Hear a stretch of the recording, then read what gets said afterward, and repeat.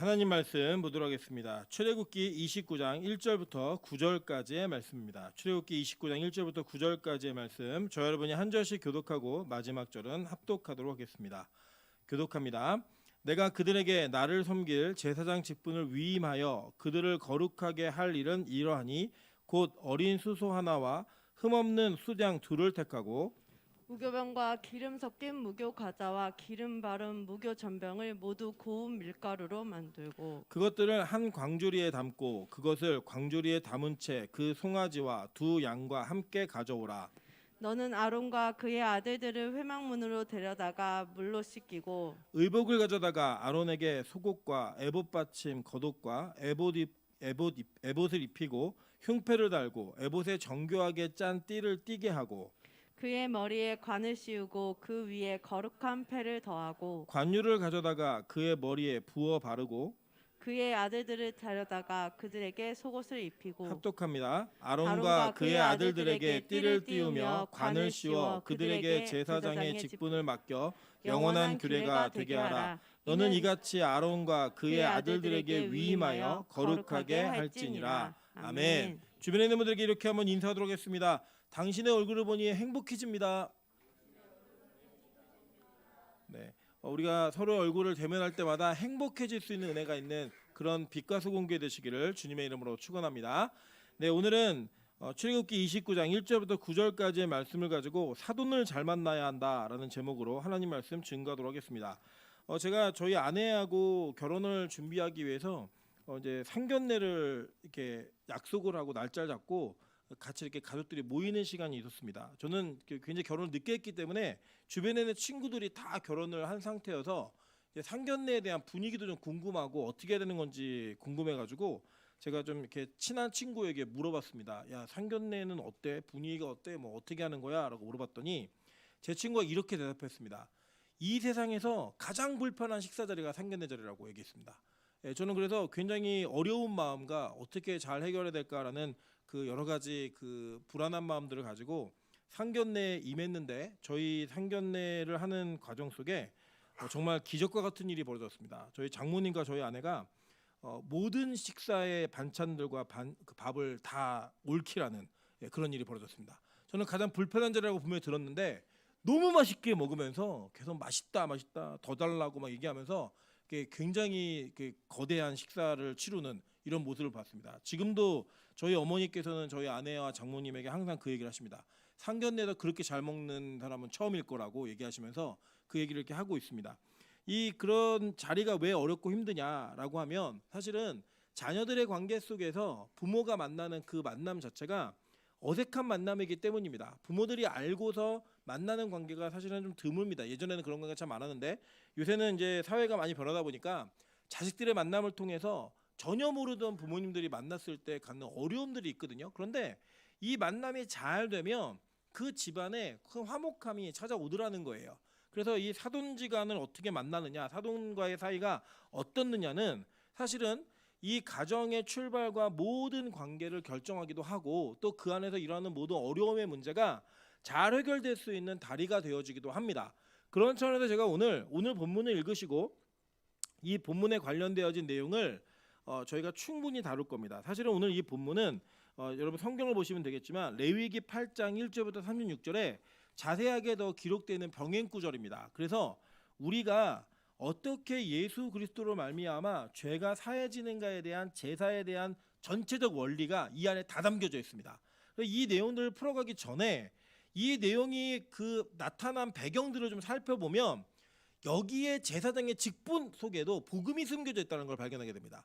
그 복음이 어떻게 성취되어지고 어떻게 이루어졌는가를 통하여 우리는 하나님의 구원의 계획이 어떻게 철저하게 우리 속에서 이루어졌고 어떻게 이것이 계속적으로 성취되어 왔는지를 살펴보면서 성경에 대한 신뢰를 다시 한번 가질 수 있다고 생각합니다. 그래서 오늘은 본문이 가지고 있는 하나하나의 자세한 내용보다는 전체적으로 제사장의 직분이 위임되어진 아론과 그 아들들의 가정을 통해 하나님이 어떻게 복음을 예비하셨는가, 그리고 이것이 어떻게 예수 그리스도로 성취되어서 완성되는가를 살펴보고 함께 귀한 은혜를 나누도록 하겠습니다. 자, 먼저는 제사장의 자격에 대한 부분들, 이런 부분들이 어떻게 위임되었나 한번 보도록 할게요. 출애굽기 29장 1절입니다. 오늘 읽은 본문이에요. 내가 그들에게 나를 섬길 제사장 직분을 위임하여 그들을 거룩하게 할 일은 이러하니 곧 어린 수소 하나와 흠 없는 수양 둘을 택하고라고 얘기했어요. 자, 제사장의 직분이 위임됐다는 거예요. 그죠? 위임돼 가지고 원래는 이 모세를 하나님께서 대제사장, 즉 중재자로 쓰셨어요. 그러면 잘 아시겠지만 이 성막이 있고 지성소가 있었죠. 그 가장 거룩한 장소인 지성소에는 누구만 들어갔어요? 대제사장만 들어갔죠. 근데 1년에 몇 번 들어갔죠? 단 한 번 들어갔어요. 단 한 번 들어갔는데 여기를 수시로 드나드는 사람이 누구였어요? 모세였습니다. 모세는 이 지성소를 자기 마음껏 드나들었고 그 중에 대제사장 한 명인 이 아론만 1년에 단 한 번 여기를 들어갔어요. 그런데 들어갈 때에는 어떤 자격으로 들어갔죠? 대제사장이 어떤 날 들어갔습니까? 여기 들어갈 때 대속죄일에 들어갔어요. 그러니까 우리 원력은, 그러니까 지금 쓰는 양력은 아니에요. 그러니까 그 유대력으로 7월 14일에 들어갔어요. 7월 10일 날 들어갔어요. 7월 10일 날 들어가서 거기서 대속죄일을 행할 때 그때 대제사장이 이스라엘 전체 죄를 지고 거기에 들어가는 형태로 들어갑니다. 그래서 그 형태가 오늘 전체적으로 기록되어 있는 내용인데 그때 대제사장은 이스라엘 공동체 전체에 뭐로 들어간 거죠? 대표로 들어간 거고 그 대표는 공동체 전체가 자신들의 죄와 권리와 모든 행위에 대한 모든 내용들을 그에게 위임한 겁니다. 자, 예를 들면 우리가 얼마 전에 총선을 치루었죠. 이 총선을 치룰 때 이러면 지금 여기는 노원 어디예요? 을입니까? 그럼 여기 우원식 의원인가요? 여기가? 병도 있고 맞다. 우리 교회는 근처에 계신 분이 안 계셔가지고 보니까 이제 오다 보니까 우원식 의원의 감사 인사가 이렇게 막 붙어 있더라고요. 아마도 여기는 정확히 모르겠는데 그럴 거예요. 우리는 직접 민주주의를 하면 너무 좋죠. 그러나 매번 투표를 할 수는 없잖아요, 그죠? 그러니까 우리가 누군가에게 우리의 권한을 4년 동안 위임을 하는 겁니다. 그래서 그 위임할 때 나는 이 정당이나 이 사람이 내가 가지고 있는 정치적 입장을 잘 대변할 테니까 내가 이 사람에게 4년 동안 이 권한을 위임합니다 라고 결정해서 투표를 하시는 거예요. 그리고 그 위임받은 사람은 여러분을 대신하여 여러분이 이 생활에 바쁠 때에 이 땅에 있는 현안들 있잖아요. 법안에 관련된 내용들, 그 헌법이 보유한 의회의 권한 속에서 의원 각 사람이 행해야 되는 일들을 행하면서 여러분에게 받은 권한이 정당성이 되어서 그 정치 행위를 하는 거예요. 거기에는 여러분의 결정권이 포함되어 있는 겁니다. 그래서 그 내용이 위임되어져서 계속 진행되는 거 우리는 용인해주고 그것을 합의해가지고 그렇게 하자라고 약속한 겁니다. 그래서 4년마다 그 권한을 위임하는 행위를 하는 겁니다. 우리가 마찬가지로 우리가 직접 뽑지는 않았지만 하나님께서는 대제사장을 뽑으셔서 그 사람에게 이스라엘 전체 죄악과 그 죄사함을 얻는 모든 것들을 다 위임하게 하신 거예요. 그 일을 하게 하신 그 일들을 통하여 우리의 죄가 누군가의 대신적 희생을 통해 용서받는 구원의 계획이 이 대제사장 제도 안에 들어가 있는 겁니다. 자, 이해되셨죠? 그러니까 이 대제사장 제도는 누구가 우리를 구원하신 것을 예표하는 거예요? 예수께서 우리의 죄를 대신하여 그 죄를 해결하신 그 구도가 그대로 들어가 있는 거예요. 자, 그렇다면 요 내용들을 조금 자세히 보자는 거예요. 자, 그러면 이 아론과 아론의 아들들은 누구의 자손이에요? 뿌리가 누구예요? 뿌리를 쭉 찾아 올라가면 아브라함인데 이 아브라함인데 우리가 예를 들면 우리도 물론 제가 믿어서 얘기하는 건 아니에요. 한민족 전체가 뿌리를 찾아 올라가면 맨 끝에 누구에서 만난다 그래요? 우리는 우리나라는 단군에서 만난다고 해서 단군 믿는 건 아니에요, 여러분. 오해하지 마시고 단군에 만난다고 얘기하는데 그 중에서도 저희가 성씨가 다 있잖아요. 그죠? 임씨, 김씨, 박씨 다 있습니다. 그러면 자기 시조를 얘기하잖아요. 저는 임경업 장군의 18대 손입니다. 여러분 이게 알잖아요. 여러분 조상이 누군지. 그런 것처럼 만약에 아론을 기준으로 한다면 아론의 조상은 누구예요? 레위잖아요, 레위. 그러니까 지금은 여러분 이스라엘 가셔서 너 무슨 지파야 물으시면 그 사람 막 웃어요. 몰라요 그거를. 그냥 자기들은 우린 그냥 유대인이야 이렇게 얘기를 합니다. 근데 구약 시대에는 이게 분명했죠. 야, 넌 누구 지파니? 라고 물어보면 정확히 말할 수 있었어요. 그러니까 아론과 아론의 자손들은 누구 지파예요? 레위 지파였어요. 레위 지파. 근데 이 레위 지파에게 하나님께서 특별한 권한을 레위 지파 중에서 아론의 자손들에게 위임하신 거예요. 그래서 대제사장 제도는 세습직입니다. 예. 세습직이에요. 그래서 대제사장 직분은 아버지가 죽으면 그 아들에게, 그러니까 아론이 죽으면 그 아들들에게 계속 위임되는 직분이었어요. 자, 그 내용을 기준으로 본다면 우리가 레위부터 시작된 이 하나님의 은혜가 어떻게 출발하고 있는지를 한번 살펴봐야겠죠. 그 내용 한번 살펴볼게요. 창세기 29장 34절입니다. 그가 또 임신하여 아들을 낳고 이르되 내가 그에게 새 아들을 낳았으니 내 남편이 지금부터 나와 뭐한대요? 연합하리로다 라고 얘기해요. 자, 히브리어로는 연합하다라는 단어가 라바라는 뜻이고 이게 연결하다, 연결되다, 빌려오다 이런 뜻이에요. 자, 그런데 그의 이름을 뭐라고 지었어요? 레위라고 지었습니다. 자, 우리 여러분 축구에 관심이 있는 분들은 좀 아실 텐데 우리 손흥민 선수가 어느 구단에 속해 있죠? 손흥민 축구 선수 아시죠? 네, 어느 구단에 속해 있어요? 토트넘이라고 하는 구단에 속해 있는데 거기에 구단주 이름이 레비예요. 레비. 이게 뭐냐면 레위의 레위. 예. 이해되시죠? 영어식으로 바꾸면 이게 레비라고 하는 히브리어가 레위라는 단어인데 그게 이제 우리나라로 번역되면서 음가가 레위로 바뀐 거예요. 자, 그래서 이 레비라는 뜻은 뭐냐면 달라붙다, 연합된 이런 뜻이에요. 이 이름 자체가. 자, 그래서 이 이름 자체가 가지고 있는 뜻이 있었어요. 그런데 이 레위가 어떤 사람이었는지 한번 보도록 할게요. 자, 창세기 34장 25절부터 27절입니다. 제3일에 아직 그들이 아파할 때에 야곱의 두 아들 디나의 오라버니 시므온과 레위가 각기 칼을 가지고 가서 몰래 그 성읍을 기습하여 그 모든 남자를 죽이고 칼로 하몰과 그의 아들 세겜을 죽이고 디나를 세겜의 집에서 데려오고 야곱의 여러 아들이 그 시체 있는 성읍으로 가서 노략하였으니 이는 그들이 그들의 누이를 더럽힌 까닭이라 라고 얘기합니다. 자, 이 사건은 뭐냐면 이 야곱에게는 한 명의 딸이 있었어요. 그 딸의 이름이 뭐냐면 디나예요. 근데 이 디나가 이 세겜에서 숫곳이라는 곳에 살다가 세겜이라는 곳에 자꾸 관광하러 왔다 갔다 한 거예요. 그러다가 이 디나가 왔다 갔다 하는데 너무 마음에 들었는지 이 세겜의 추장 하몰의 아들이었던 세겜이 이름이 세겜이에요. 그러니까 노원에 사는데 이름이 노원이에요. 노원이가 이제 이 디나라고 마음에 들어갖고 강간을 해버린 거예요. 그런 다음에 더 마음에 강간하고 난 다음에 그냥 내가 한번 이렇게 지나가는 건 싫다 그래서 청혼을 했어요. 야, 어차피 뭐 한번 잠자리 가졌는데 시집 보내줘 얘기한 거예요. 그러니까 이제 이 야곱은 아무 말도 못하고 이 디나가, 그러니까 야곱이 부인이 많았잖아요. 그 중에 레아의 아들들이 누구냐면 시몬과 레위예요. 물론 루벤도 있고 다 있었는데 디나는 누구의 딸이에요? 레아의 딸이에요. 그러니까 친오빠들인 거예요. 이게 모계가 같은 그 친오빠들이 이게 너무 괘씸해가지고 어떻게 했냐면 야, 우리는 할례 받지 않은 민족과는 결혼할 수가 없으니까 너네 할례 받아. 그러면 내가 결혼해줄게 라고 얘기한 거예요. 그러니까 이게 사돈 삼겠다고 얘기한 거죠. 그래갖고 이 세겜에 있는 하몰의 모든 사람들이 다 할례를 받았습니다. 여러분 이제 남자분들 여기 몇 분 아시겠지만 이 할례가 포경수서가 똑같은 거거든요. 할례를 받고 나면 3일째 되나 움직일 수 있어요, 없어요? 큰일 납니다. 모든 전투력이 제로가 돼요.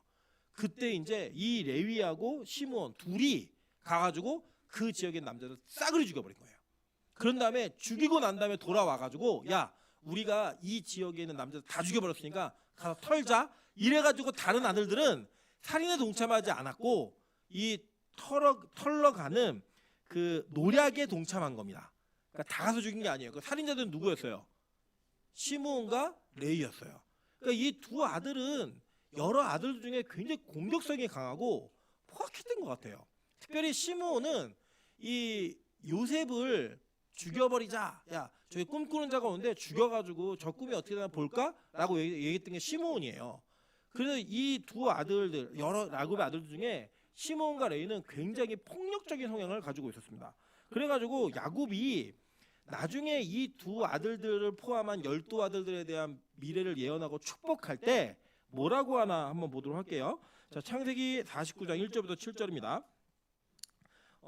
중간에 시므온부터 읽을까요? 예, 시므온부터 읽겠습니다. 시므온과 레위는 형제요, 그들의 칼은 폭력의 도구로다. 내 호나 그들의 모의에 상관하지 말지어다. 내 영광아 그들의 집회에 참여하지 말지어다. 그들이 그들의 분노대로 사람을 죽이고 그들의 혈기대로 소의 발목의 힘줄을 끊었음이로다. 그 노여움이 혹독하니 저주를 받을 것이요 분기가 맹렬하니 저주를 받을 것이라. 내가 그들을 야곱 중에서 나누며 이스라엘 중에서 흩으리로다 라고 얘기했어요.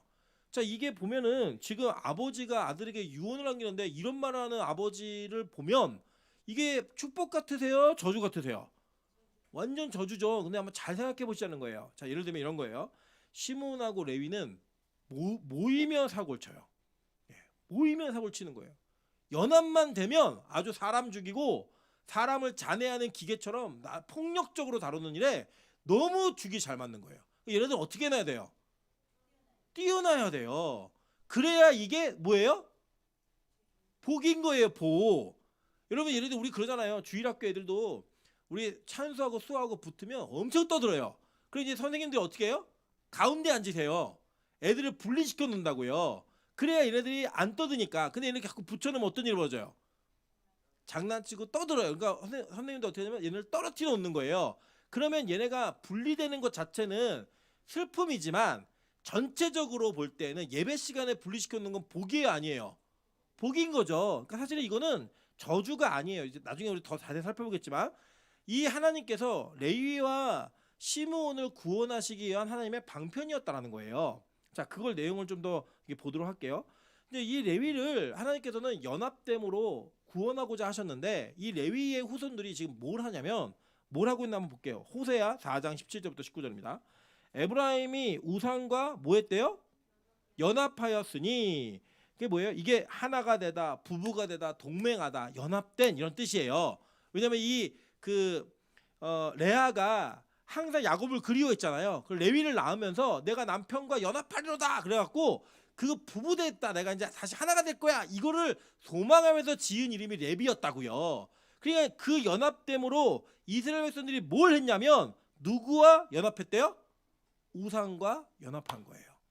여러분, 원래 우리 인간은요 하나님과 연합한 존재로 살아가게 되어 있는 사람들입니다. 그래서 이 관계를 하나님은 어떻게 설정해 놓으셨냐면 남편인 그리스도와 신부인 교회, 이 연합을 통해 구원이 이루어지게 하셨어요. 그죠? 그런데 우리는 맨날 누구랑 연합해요? 교회가 좋다, 세상이 좋다, 예수님이 좋다, 돈이 좋다. 네, 그죠? 우리 솔직한 마음으로 여러분 지금 예배 안 드리 한 달만 오늘 예배 빠지면 10억 줄게. 그럼 안 빠지실 분? 주님, 이 10억 갖고 제가 11조도 하고요, 헌금도 하고 열심히 하겠습니다. 빠지는 게 우리예요. 그죠? 우리가 그런 모습으로 사는 존재라는 거예요. 우리의 연합됨은 그리스도와의 연합, 하나님과의 연합이 목적인데 우리는 세상과 연합하는 자가 되었다는 겁니다. 계속 볼게요. 시편 50편 16절부터 21절입니다. 악인에게는 하나님이 이르시되 내가 어찌하여 내 율례를 전하며 내 언약을 내 입에 두느냐. 내가 교훈을 미워하고 내 말을 뒤로 던지며 도둑을 본즉 그와 뭐 했대요? 연합하고 간음하는 자들과 동료가 되며 내 입을 악에게 내어주고 내 혀로 거짓을 꾸미며 앉아서 내 형제를 공박하며 내 어머니의 아들을 비방하노도다. 내가 이 일을 행하였어도 내가 잠잠하였더니 내가 너와 같은 줄로 생각하였도다. 그러나 내가 너를 책망하여 내 죄를 내 눈앞에 낱낱이 드러내리라 하시는도다 라고 얘기했어요. 그러니까 우리 인간은 다 레위로 태어난 자들이에요. 우리가 그 레위로 태어나가지고 원래는 하나님과의 연합이 우리의 목적인데 우리는 맨날 뭐랑 연합하고 있어요? 세상과 죄와 연합해서 살고 있는 존재로 살았다라는 거예요. 근데 여러분 잘 보시면 아까 그렇게 연합 때문에 흩어놓은 게 복이라 그랬잖아요. 실제로 성경은 이게 복이었다라고 얘기를 합니다. 한번 볼게요. 창세기 49장 28절이에요. 이거는 르우벤, 시므온, 레위로 시작되어진 이 내용이 끝까지 베냐민까지 딱 마치면서 뭐라고 얘기하나 볼게요. 창세기 49장 28절입니다.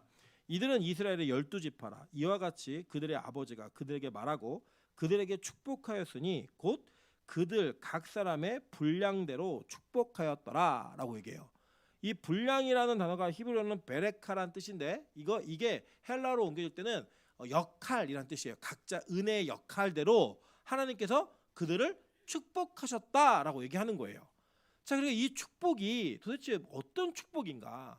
당연 그냥 단순하게 야 니네 너무 모이면은 사람 죽이고 막 난리치니까 떨어져 있어. 이것 자체만으로 축복이 끝나는 건가? 라는 것을 한번 고민해 보시자는 거예요. 여러분 만약에 그 정도의 고민이라면 그냥 예를 들어 우리 이렇게 얘기할 수 있죠. 어떤 범죄자가 계속 범죄를 저지르면 사회로부터 분리시켜 버리잖아요. 그래서 어떻게 해요? 감옥에 보내버리죠. 그럼 우리 감옥 간 걸 복이라고 얘기하나요? 감옥에서 그냥 죽는 걸 복이라고 얘기하나요? 그럼 절대 그렇지 않아요. 우리는 그 사람이 바뀌어지고 변화되는 걸 복이라고 얘기하지 감옥에 가 있는 것 자체만을 복이라고 얘기하지 않아요. 물론 그리스도인은 감옥에 죄를 짓고도 안 가는 걸 복이라고 얘기하는 존재는 아닙니다. 그러나 그 감옥이 원래 지어진 목적은 그들을 교화하고 갱생시키기 위함이지 그들을 분리하는 것 자체만을 목적으로 하고 있지 않다라는 거예요. 그렇다면 하나님께서는 이 레위에 대한 언약, 즉 축복을 어떻게 이행하셨는가 한번 보도록 할게요. 출애굽기 2장 1절부터 6절 그리고 10절입니다. 레위 가족 중 한 사람이 가서 레위 여자에게 장가들어 그 여자가 임신하여 아들을 낳으니라고 얘기했어요. 자, 보니까 레위의 이름 뜻이 뭐였죠? 연합된. 그리고 그 어머니였던 레위의 엄마였던 레아가 누구와의 연합을 기대하면서 이 아이의 이름을 지었어요? 야곱인 남편과의 연합을 기대하면서 이름을 줬단 말이에요. 그런데 하나님께서 이스라엘 백성들의 탄원과 그들의 고통 소리를 들으시고 그들을 구원하시고자 할 때에 그냥 출생에 있는 사람을 쓸 수도 있잖아요. 근데 그렇게 쓰지 않으시고 레위 지파의 한 남자와 남편과 한 아내가 연합함을 통하여 누굴 태어나게 하시는 거예요? 모색을 태어나게 하시는 거예요. 그러니까 그 이름에 지어진 목적대로 그 목적이 성취되어지게 하시는 거예요 지금. 그래서 이 한 남자와 한 여자가 연합하는 그 과정을 성경은 자세하게 소개하는 겁니다. 자, 그리고 그 아이가 태어났는데 아이가 어떻게 생겼어요? 잘생겼어요. 네. 저는 저기 잘생긴 사람들 부럽습니다. 그래서 제가 보니까 이 잘생긴 사람들이 가지고 있는 장점이 있더라고. 장점이. 그러니까 뭔가 첫 인상에서 항상 호감을 줘요. 제가 우리 동아 형제하고 둘이 이렇게 1층에 내려가 가지고 짐을 가지고 오는데 영복교회 전도하시는 분이 저에게 전도 주면서 예수 믿으라고 전도제 주시더라고요. 그리고 동아가 막 웃는 거예요 뒤에서. 제가 볼 때 걔도 그렇게 예수 믿게 생긴 건 아니거든요. 근데 저희를 보고 예수 안 믿게 생겼는지 이렇게 전도제 주시면서 예수 믿으시라고 그래서 저희 빛가수공교회 다닌다고 목사라고 말씀드리면 너무 민망해하실까봐 그렇게 이제 말씀드리고 올라왔는데 저는 이제 얼굴이 그렇게 잘생긴 것 같진 않아요. 그래갖고 제가 예수를 안 믿을 것 같은 얼굴처럼 생겼나 봐요. 네. 승무사님도 그렇게 예수 믿게 생기지 않으셨어요? 크게 웃지 마세요. 이게 우리가 서로 얼굴을 보면 이게 뭔가 외모가 좀 깔끔하고 이렇게 잘생긴 사람들은 호감을 주는 타입이 있는데 저는 그렇지 않은 것 같아요. 근데 저는 항상 제 제자 중에 우리 희태가 여기 앉아 있는데 저는 희태를 항상 어렸을 때부터 볼 때마다 참 잘생겼다 이 생각이 항상 있었어요. 그래서 우리 모에나 자매가 희태랑 왜 결혼했나 물어봤더니 얼굴 보고 결혼했대 자기는. 예, 그렇게 얘기를 합니다. 얼굴만 보고 결혼해서 지금 후회하는지 모르겠지만 어쨌든 그 잘생김이 주는 이 외모의 장점이 있겠죠. 모세가 어느 정도로 잘생겼냐면요. 그 바로가 야 남자 태어나면 다 죽여 이랬단 말이에요. 근데 그 명령을 거역할 정도로 잘생겼어요. 우리 옆 사람에게 인사하겠습니다. 너는 그때 태어났으면 죽었어. 예. 우리는 그냥 이거 죽어도 되겠네. 죽여도 되는 얼굴인데 얼굴 보자마자 야 이건 죽이기 아까운데 이래갖고 석 달을 숨기다가 더 이상 숨기지를 못했어요. 그리고 그 숨기지 못한 아이를 어디에다 두었죠? 테바 갈대 상자에 두었다고요. 이게 뭐예요? 방주예요. 방주. 예. 그 갈대 상자 안에다 두어서 하나님의 언약이 이행되고 있는 거예요. 레위 연합됨으로 태어난 아이를 하나님의 갈대 상자 안에 방주에다가 집어넣어서 그를 보호하는데 그 뜻이 뭐냐? 10절 한번 볼게요. 그 아이가 자라매 바로의 딸에게로 데려가니 그가 그의 아들이 되니라. 그가 그의 이름을 뭐라고 했어요? 모세라 하여 이르되 이는 내가 그를 물에서 건져내었음이라 하였더라 라고 얘기합니다. 자, 제가 말씀드렸죠 예전에 구약에서의 물, 바다는 뭘 상징한다 그랬어요? 예? 아니요. 구약에서의 바다는 뭘 상징한다 그랬죠?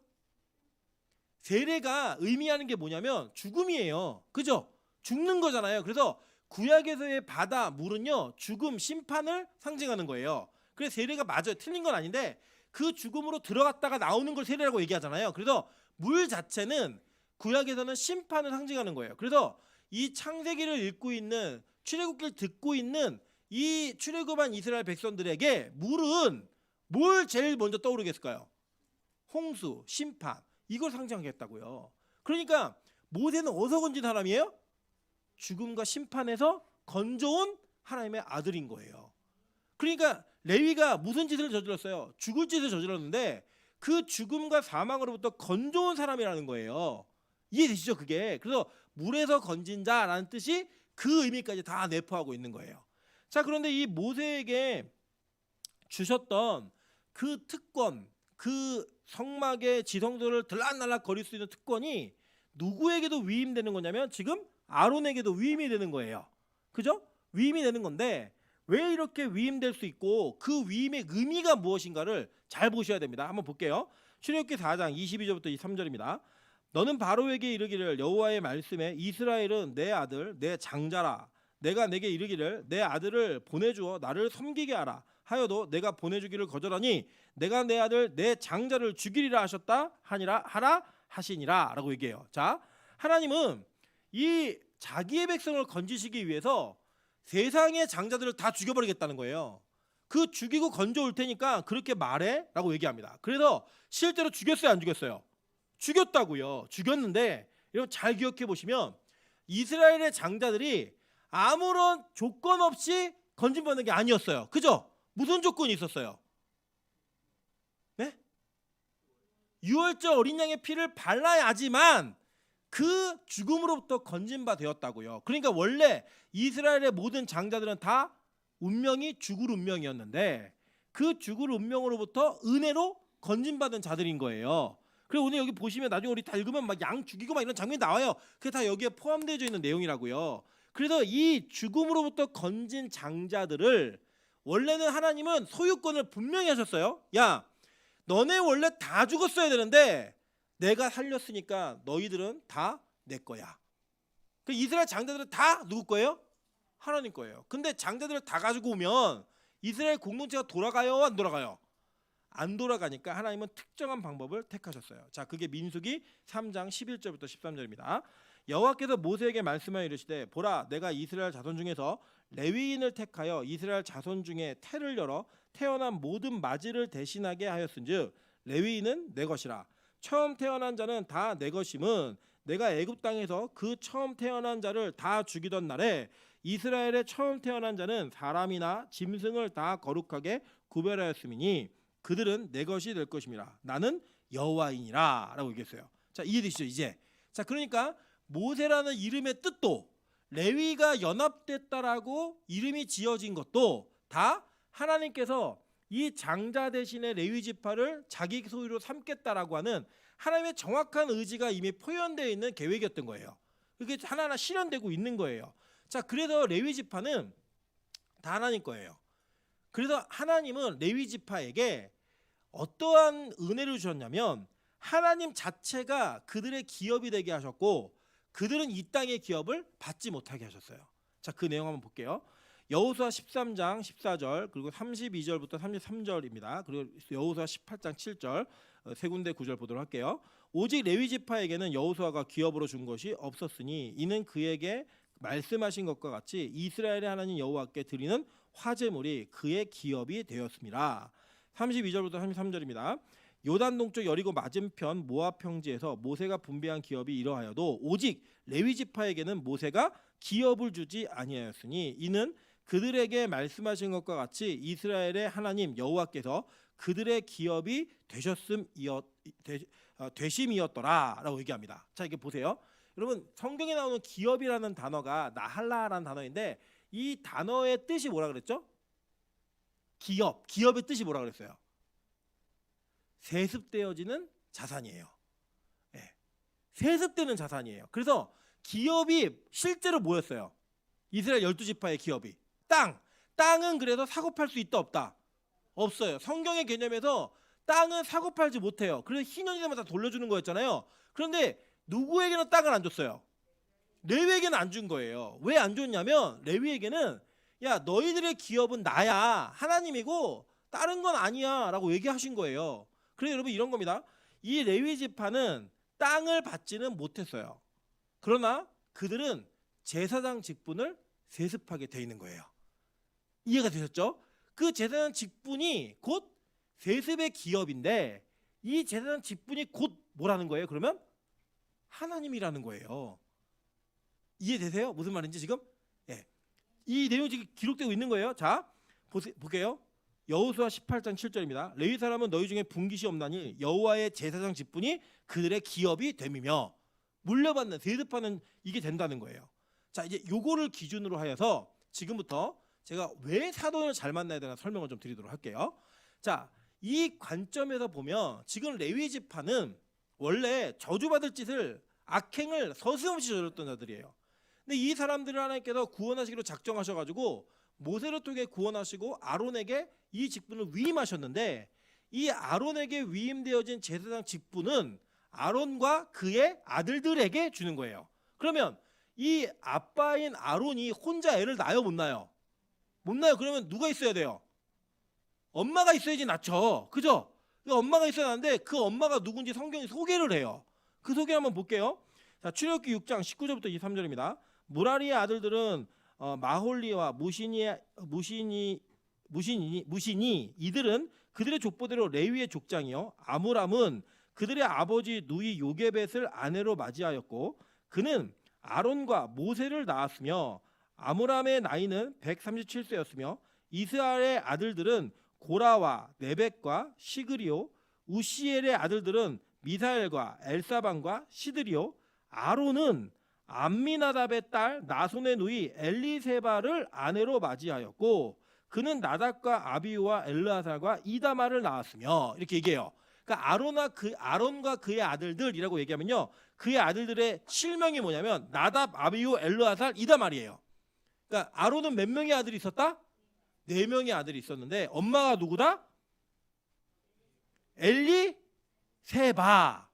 네, 엘리세바의 남자 형제는 누구예요? 이거 어려우세요? 한글인데. 자, 다시요. 자, 보면은 아론은 암미나답의 아들 나손의 누이. 그러면 나손하고 그 엘리세바는 무슨 관계예요? 예, 남매 관계잖아요. 그죠?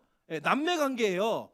거기 그러니까 아론이 누구랑 결혼한 거예요? 나손의 누이였다. 네, 아니요, 잠깐만요. 자, 다시. 예. 자, 엘리세바는 나손하고 남매 관계예요. 그러면 아론하고 나손은 무슨 관계예요? 삼촌? 잘 이해가 안 되세요? 자, 쉽게 설명할게요. 그쵸? 매형하고 그죠? 매제 관계인 거잖아요. 그러니까 이해되세요? 무슨 말인지? 그렇죠. 화평이하고 봉균이 관계인 거예요. 그렇게 얘기하니까 쉬우시네요. 그죠? 화평이하고 봉균이 관계인데 지금 이 관계 속에 이 암미나답의 딸 나손의 누이 엘리세바가 어느 집안지를 한번 보시자는 거예요. 마태복음 1장 3절부터 6절입니다. 유다는 다말에게서 베레스와 세라를 낳고 베레스는 헤스론을 낳고 헤스론은 람을 낳고 람은 아미나답을 낳고 아미나답은 누굴 낳았어요? 나손을 낳고 이렇게 얘기해요. 그러니까 지금 나손은 누구 지파예요? 유다 지파. 엘리세바는 누구 지파예요? 잠깐만요. 엘리세바는 누구 지파예요? 나손의 누이 엘리세바. 예? 나손은 누구 지파? 유다 지파. 그럼 나손의 누이였는 엘리세바는 누구 지파? 유다 지파죠. 남매인데 어떻게 지파가 달라요? 자, 다시. 네, 화평이하고 기쁨이는 누구 딸이다? 예, 윤 장로님, 박매양 권사님 딸이잖아요. 그죠? 화평이가 승 권사님 아들이면 돼요, 안 돼요? 안 되잖아요. 큰일 나잖아요, 이게. 같은 집안에 같으니까 엘리세바도 유다 지파, 나손도 유다 지파예요. 그러니까 레위와 유다의 족보가 합쳐져 가지고, 자, 이해됐죠? 레위와 유다의 족보가 합쳐져서 지금 누가 나온 거예요? 나답, 아비우, 엘르아살, 이다말이 나온 거예요. 그러니까 대제사장 직분에는 레위 지파를 기반으로 유다 지파가 시집을 와가지고 연합되어져서 여기에서 대제사장의 족보가 나오는 거예요. 자, 이해되셨죠? 자, 우리가 시므온을 많이 배우셨잖아요. 시므온이 신약으로 넘어가면 뭐라고 부르죠? 시몬이라고 부르죠. 여러분 사사기에 보시면 유다 지파가 자기의 땅을 차지하러 올라갈 때 누구랑 같이 가죠? 시므온이랑 같이 가요. 그래서 이 시므온은 자신의 노력이 아니라 유다 지파의 그 공적과 은혜로 말미암아 자신의 기업을 얻는 지파가 되죠. 그게 나중에 예수 그리스도가 유다 지파였죠. 그 유다 지파에게 시몬 베드로, 시몬의 상징인 시몬이 연합되어져서 구원받는 형태가 드러났다고요. 지금 대제사장 직분에는 레위 지파에 유다 지파가 들어와가지고 그 자녀들이 뭐가 되는 거예요? 대제사장의 직분을 이어가는 거예요. 자, 이게 이해되셨죠? 자, 그럼 볼게요. 근데 자, 여기 보시면 이제 출애굽기에 이 아들들에 대한 얘기가 계속 나오는 거예요. 그래서 제가 체크해놨는데 지금 29장에 보면요, 4절에 아론과 그의 아들들, 8절에 그의 아들들, 9절에 아론과 그의 아들들, 15절에 아론과 그의 아들들, 19절에 20절에 21절에 24절에 26절, 27절, 29절, 32절, 35절, 이렇게 계속 나와요. 누가요? 아론과 그의 아들들, 아론과 그의 아들들. 그래서 아론에게 연합되어진 유다 지파와 그의 아들들 연합되어진 대제사장의 족보가 그렇게 완성된 거라고요. 자, 여기까지 이해하셨죠? 자, 그런데 이게 신약으로 넘어오면 어떤 일이 벌어지나 한번 볼게요. 자, 누가복음 1장 5절입니다. 다 같이 한번 읽어볼게요. 자, 1장 5절 시작. 제사장 한 사람이 있었으니 이름은 사가랴요 그의 아내는 아론의 자손이니 이름은 엘리사벳이라. 자, 그 우리나라가 그 영어를 받아들이면서 일본을 통해 들어온 영어를 그대로 받아들이는 게 몇 가지가 있어요. 예를 들면 여러분 농구를 영어로 뭐라 그러죠? 바스켓볼 이렇게 얘기하잖아요. 그게 바켓스예요. 바켓스는 어느식 영어예요? 일본식 영어예요. 그래서 바켓스하고 바스켓은 같은 단어예요? 다른 단어예요? 같은 단어예요. 그런데 우리 발음을 다르게 하죠. 어떤 일이 있냐면 히브리어와 헬라어를 각자 쓸 때 그 음가가 조금씩 틀려졌어요. 그런데 그거를 한글로 번역하면서 히브리어는 히브리어대로, 헬라어는 헬라어대로 번역을 해갖고 같은 이름인데 다른 이름이 된 이름들이 몇 가지가 있어요. 그 중에 하나가 뭐냐면 사가랴예요. 이 사가랴는 히브리어로 스가랴예요. 스가랴가 뭐 했는지 아시죠? 성전을 다시 재건하는 예언을 했잖아요.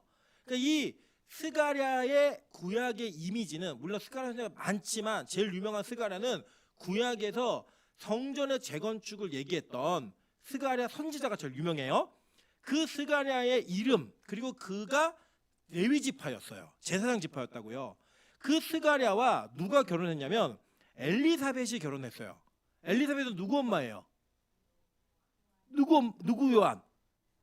세례 요한. 세례 요한의 엄마라고요. 근데 이 엘리사벳은 히브리어로 쓰면 에리쉐바여서 이게 뭐냐면 엘리사벳이에요. 엘리세바예요. 그 누구 이름이에요? 아까 구약에 등장했던 아론의 부인의 이름이에요. 그 이 영어로 바꾸면 엘리자베스예요, 이게. 여러분 엘리자베스 여왕 이렇게 얘기할 때 그 엘리자베스가 엘리사벳의 이름을 영어식으로 바꾼 거고, 이거를 히브리어로 바꾸면 엘리세바라고 이름 뜻, 그 우리가 발음하는 발음이 같은 이름인 거예요. 근데 이 엘리세바를 뭐라고 소개하나 한번 볼게요. 엘리사벳을. 자, 그의 아내는 아론의 자손이니 이름은 엘리사벳이라라고 얘기했어요. 그죠? 그러니까 이 엘리세바가 엘리사벳이 되는 거예요. 시인약성이 넘어와서 엘리세바가 시집을 갔는데 이제는 아론의 아내가 돼가지고 그 자손이 쭉 내려와서 이 엘리사벳은 어느 지파예요? 유다? 아론의 자손이면 레위, 그죠? 레위 지파인 거죠 지금. 그 레위 지파하고 레위 지파의 연합이 있었던 거예요. 여기에서도. 자, 그런데 한번 볼게요. 여러분 마리아가 구약에서는 이름이 뭐라 그랬죠? 미리암. 그리고 이걸 영어식으로 바꾸면 메리예요. 메리. 그래서 이제 다 다른 이름 같지만 똑같은 이름의 뜻이에요. 그 원래는 이 미리암이라는 뜻은 불순종하다, 거부하다, 저항하다 이런 뜻이었는데 이 미리암이 누구를 거부하고 저항했냐면 모세를 인정하지 않았어요, 구약에. 근데 신약에 넘어와 가지고 처녀인 미리암에게 야, 너 애가 하실 거야 그랬더니 뭐라고 얘기해요? 계집종이오니 뜻대로 하시라고 하면서 순종하는 걸로 바꿔낸 거예요, 하나님이. 그러면서 이 미리암이 그러니까 마리아가 임신을 했는데 이 겁나잖아요, 남편도 없는데. 그러니까 천사가 야, 너 네 친족 엘리사벳에게 가 이렇게 얘기한 거예요. 그러니까 이 마리아가 엘리사벳의 친족이면 마리아의 양친 부모 가운데 한 사람은 누구 지파예요? 레위 지파인 거죠. 자, 이해되셨죠? 자, 그런데 지금 학자들마다 논란은 있지만 마태복음과 누가복음에 예수님의 족보가 나와요. 그죠? 근데 이 누가복음에 나오는 족보와 마태복음에 나오는 족보가 달라요. 어디서 다르냐면 마태복음은 다윗의 아들인 솔로몬의 족보예요. 누가복음은 다윗의 아들인 나단의 족보예요. 그래서 많은 학자들이 이 누가복음의 족보를 마리아의 족보라고 이야기합니다. 그리고 외경에는 야고보서 10장이 있어요. 외경, 정경이 아니고 거기에는 마리아가 다윗의 자손이라고 쓰여 있어요. 그러면 마리아의 부계는 누구의 자손이에요? 유다. 마리아의 부계가, 그러니까 마리아가 다윗의 자손이다라고 얘기했으면 마리아는 어느 지파예요? 유다 지파. 그리고 엘리사벳의 친족이라고 얘기했으니까 엄마가 레위 쪽인 거죠. 자, 이해되셨나요? 예, 다 따라오신 거예요. 그럼 자 볼게요.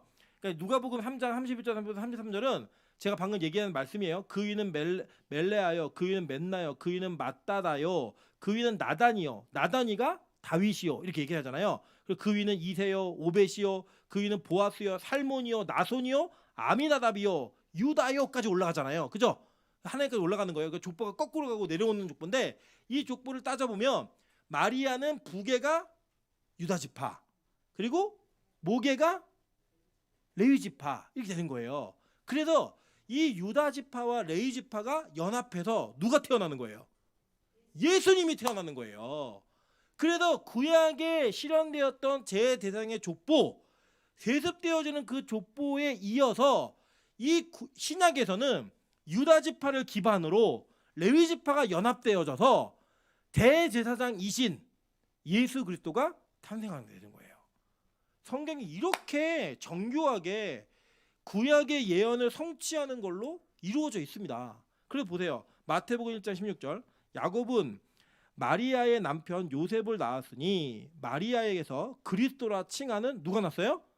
예수가 나시니라 라고 얘기하면서 진짜 구약에서도 야곱이, 이스라엘로 변한 야곱이 요셉을 낳잖아요. 그 족보를 성경은 재현하는 거예요. 그리고 그 재현 속에 완벽한 완성이 예수 그리스도로 완성되어지는데 거기에 유다 지파 족보에 레위 지파가 연합되어져서 대제사장이 태어나시는 거예요. 보세요. 히브리서 9장 11절 12절 한번 보겠습니다. 24절 26절. 그리스도께서는 장래 좋은 일의 대제사장으로 오사 손으로 짓지 아니한 것 곧 이 창조에 속하지 아니한 더 크고 온전한 장막으로 말미암아 염소와 송아지에 피로하지 아니하고 오직 자기의 피로 영원한 속죄를 이루사 단번에 성소에 들어가셨느니라. 그죠? 예수님을 뭐라고 소개해요? 장래 좋은 일의 대제사장으로 소개하잖아요. 그죠? 그래서 볼게요. 24절부터 26절입니다. 그리스도께서는 참것의 그림자인 손으로 만든 성소에 들어가지 아니하시고 바로 그 하늘에 들어가사 이제 우리를 위하여 하나님 앞에 나타나시고 대제사장이 해마다 다른 것의 피로써 성소에 들어가는 것 같이 자주 자기를 드리려고 아니하실지니 그리하면 그가 세상을 창조한 때로부터 자주 고난을 받았어야 할 것이로되 이제 자기를 단번에 제물로 드려 죄를 없이 하시라고 세상 끝에 나타나셨느니라 라고 얘기하면서 예수 그리스도의 이 땅에서의 사역을 어떤 사역으로 얘기했어요? 대제사장의 사역으로 얘기했다고요.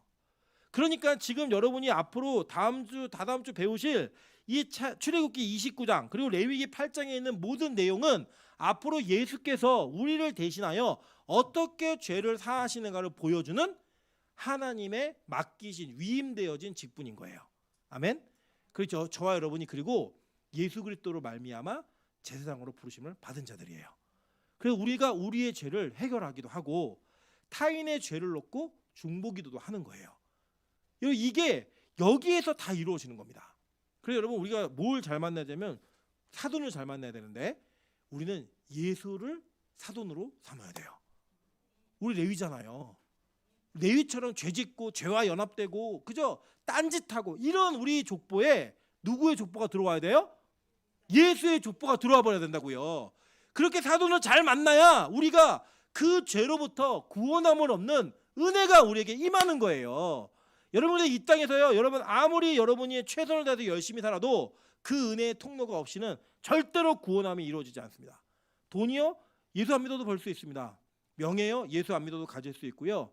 이 세상에서 원하는 것들 여러분 조금만 노력하면 다른 사람보다 특별히 노력하면 세상에서 부러워할 만큼 다 얻을 수 있어요. 그런데 그렇게 얻는다 할지라도 이 세상 것을 약탈하고 노력해서 얻는다 할지라도 여러분에게 한 가지는 절대 얻을 수 없는데 그건 구원이에요. 그 구원은 오로지 사돈을 잘 만나야지만 이루어지는 거예요. 저는 우리 빛과 소금 교회 모든 이들이 예수라는 사돈을 얻기를 소망합니다. 그 연합되어진 은혜 속에서 세습되어지는 대제사장의 직분이 이 레위 지파에게 일어났던 것처럼 우리에게 일어나야 되고요. 그 일어남을 통하여 그에게 구원이 있었던 그 예수의 사역이 저 여러분에게 유효해야만 해요. 저는요 우리 빛과 소금에는 믿음이 유산으로 이어지는 은혜가 있길 소망합니다. 여러분 제가 이 개인 기도를 잘 안 해드려요. 이유는 뭐냐면 저는 제가 조금 더 하나님 앞에 완성되어진 모습으로 만들어져 가면서 그 사역을 열고 싶어요. 저 개인적으로는 하나님께서 저에게 주신 은혜들도 있었고요. 제가 가지고 있었던 지금도 가지고 있다고 믿고 있는 하나님이 주신 은사들도 있어요. 그러나 아직까지는 제가 그것을 순전하게 하나님께 영광을 돌리며 사용할 만큼의 준비가 안 돼 있어요. 그래서 저는 개인에게 손을 얹고 기도하거나 개인에게 특별한 기도를 해주는 것을 저는 굉장히 두렵게 생각하고요. 그것을 굉장히 꺼림직하게 생각합니다. 여러분 때문이 아니에요. 저 때문이에요. 다만 이 우리 교회에 그런 시간이 있었으면 좋겠다라는 여러분의 부탁 때문에 제가 오픈 기도회 때만은 손을 얹고 기도하지만 그 기도를 남발하거나 남용하지 않고 있습니다. 그렇지만 그런 가운데서도 제가 저희 교회의 아이들에게는 반드시 예배가 끝나면 오는 아이들을 거절하지 않고 기도해 줍니다. 제가 이 아이들을 위해 기도하는 건 단 한 가지예요. 하나님 이 아이들에게 진짜로 믿음이 좀 들어갈 수 있게 도와주십시오. 그리고 저 그 기도를 하면서 반드시 그 가문과 그 가문 속에서 흘러나오는 믿음을 반드시 같이 기도합니다. 이유는 우리 빛과 소금에 그런 믿음이 연결되어지는 은혜가 있었으면 좋겠다고 좀 소망하고 있기 때문이에요. 여러분 저는 누가 하면서 저한테 그렇게 물으셨어요. 나중에 하늘문에 가시는 거 아니냐고. 여러분 주님이 저한테 나타나셔서 얘기하지 않는 이상 그런 일 없습니다. 그런 일 없는데 저는 하늘문에 대한 기도 제목이 한 가지가 있어요. 그게 뭐냐면 대한민국에 기도원이 2대를 이어서 존속했던 기도원이 없어요. 저는 이게 뭐 자녀들에게 세습한다 이런 얘기를 하는 게 아니에요. 첫 해에 그 기도원을 이뤘던 원장님이 돌아가시면 다 무너졌어요. 기도원이. 자녀가 하든 누가 하든 다 무너졌어요. 저는 하늘문 기도원이 반드시 그 대를 이어가는 기도원이 될 거라고 믿고 있어요. 그렇게 꼭 하고 싶어요. 네. 왜냐? 그래야 하나님께서 주신 믿음이라는 기업이 세습으로 이 가문의 후대들에게 연결되는 걸 보는 거예요. 저는 우리 집안 얘기하는 거 아니에요. 유치하게. 저는 빛과 소금에 그 믿음의 유산이 넘겨져가는 아이들이 잘 자라나기를 소망합니다. 여러분 그래서 지금 이 시기에 우리 어른들 여기 앉아 계신 우리 어른들이 예수와 사돈을 돈독히 맺으셔야 돼요. 그래야 그 믿음이 누구에게 간다? 내 자녀들에게 가는 거예요. 내 손주들에게 가는 거예요. 그래야 그들에게 구원이 있을 거 아니에요. 은혜가 있을 거 아니에요. 여러분 좀 그런 부모님이 되셨으면 좋겠고요. 그런 조부모님들이 되셨으면 좋겠어요. 그걸 꿈꾸면서 빛과 소금 교회를 위해 기도해 주시고요. 아이들 위해 기도해 주세요. 그 기도를 통해 하나님께서는 반드시 사돈을 잘 만난 빛과 소금의 가문들이 어떻게 주의 은혜의 통로가 되는가를 보여주실 거예요. 그래서 가문마다 끊어지지 않는 구원의 소식이 계속 전달될 거라고 저는 믿습니다. 그런 은혜가 있는 우리 빛가수 공개되기를 주님의 이름으로 축원합니다. 같이 한번 찬양으로 기도하며 나아가도록 하겠습니다. 우리